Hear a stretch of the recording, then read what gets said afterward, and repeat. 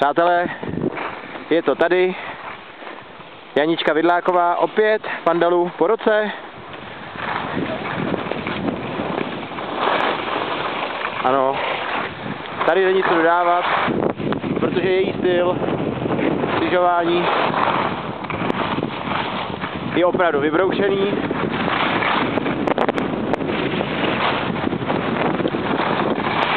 Vidíte, že už jede docela rychle.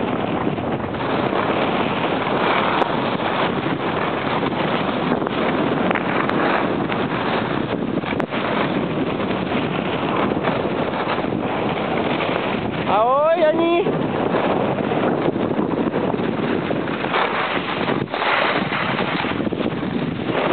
Krávo. Ta pakárna, ty vole.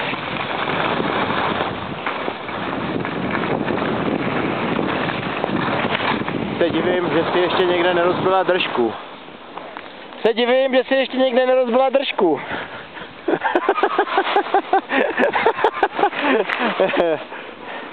Ahoj.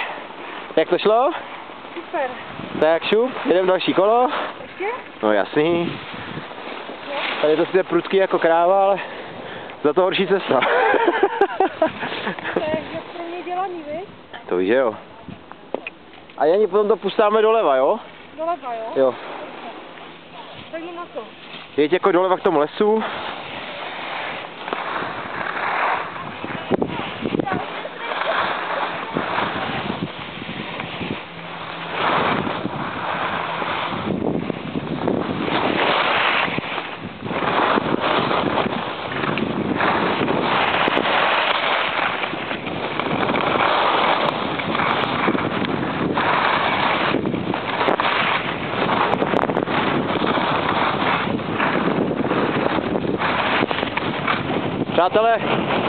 Přátelé, to doleva.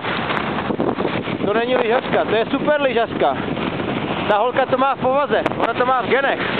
Vajíčko, to je ono, a jeď, Olina Chorvátová.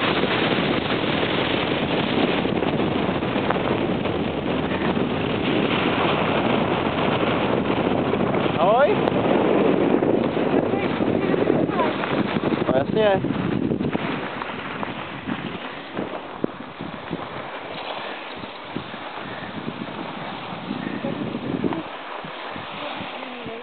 Co? Tak tamhle to jsme teď sjeli. Myslíš tohle, Jani? To je slušnej kapál, ne? To jo? Na to, že ta holka lyžuje asi po 7 v životě.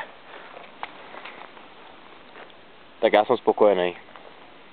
A já to mám zmátný.